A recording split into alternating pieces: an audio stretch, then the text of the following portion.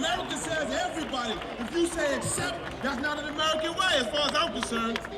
So I'm standing with Cap. It's time. Let's go. It's time. Let's go. We're only moving forward, baby. I stand with Cap.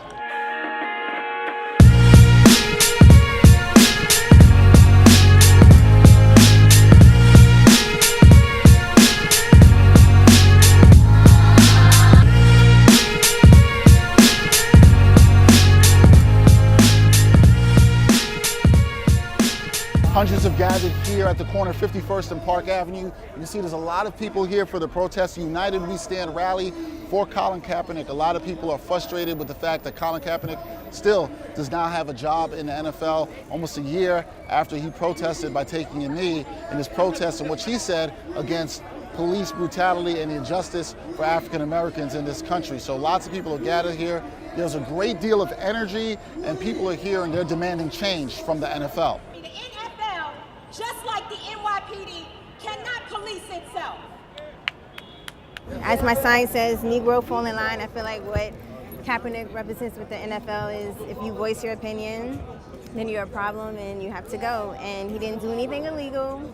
He just exercised his right of free speech. So that's why I'm here. As soon as he decided that he wasn't going to stand for the national anthem, you know, I supported him. You know, I was kind of leery at first because I didn't know how it was going to be taken, you know, because understandably with the history, you know, with Chris Jackson, Mahmoud Abdul-Rauf, you know, with what happened to him. So I wasn't sure, you know, what was going to happen with Kaepernick. And I knew that something bad was going to happen as far as being blackballed, but that's why we got to be here to support him. Supporters of the former San Francisco 49ers quarterback protesting outside the NFL's Midtown Manhattan offices say Colin Kaepernick is being blackballed for his advocacy. Following his refusal to stand for the national anthem last season to protest police brutality against blacks, Kaepernick opted out of his contract with his former team in March and remains unsigned. It's just crazy to me because you know what it is. Like, everyone knows what it is. He's getting blackballed.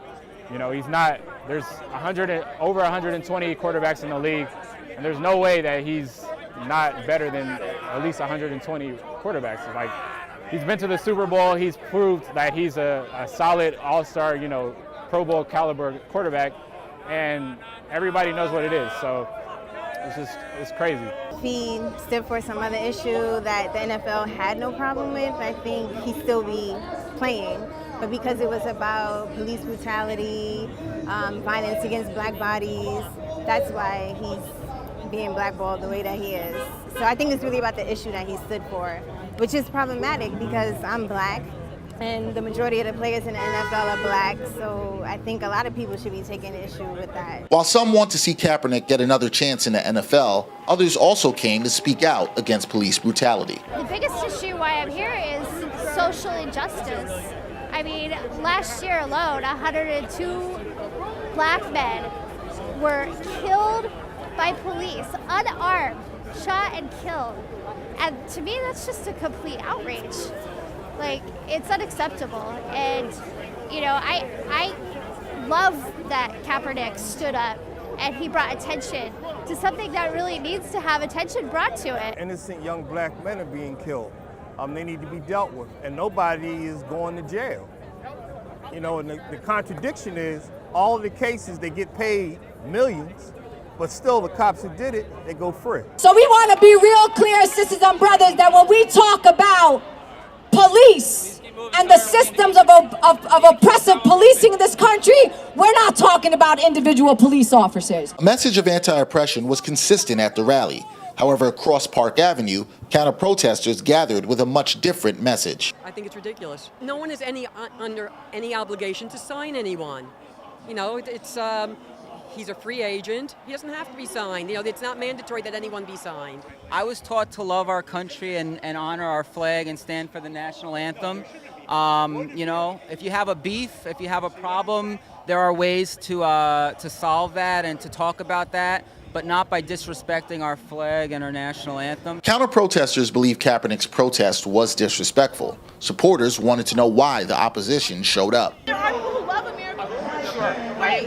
But like, if I want to find out, I want to bridge that gap. I want to know why there's a small counter-protest over here, and like why he wants you to not speak to me. Why doesn't he want? Why can't he speak to me? Okay, we can't get paranoid. I gotta join him now. You won't let him speak. You won't let him stand and won't let him say. You guys are silent for nothing. I want to understand why they are counter-protesting. What are they counter-protesting? What is their stance against unity? Like, what is wrong with what Kaepernick taking a knee does? Why does that infuriate them? How is that disrespectful? I need to understand. They have no way to articulate their viewpoint. They don't know. He's un-American, but they can't tell me why. No one can, they just know that like he's a man of color and he intimidates them, and that's as far as they can go. They can't say what he's doing that's actually un-American or disrespectful to the flag, but they, in their mind, think that he is because he's not the same color as them.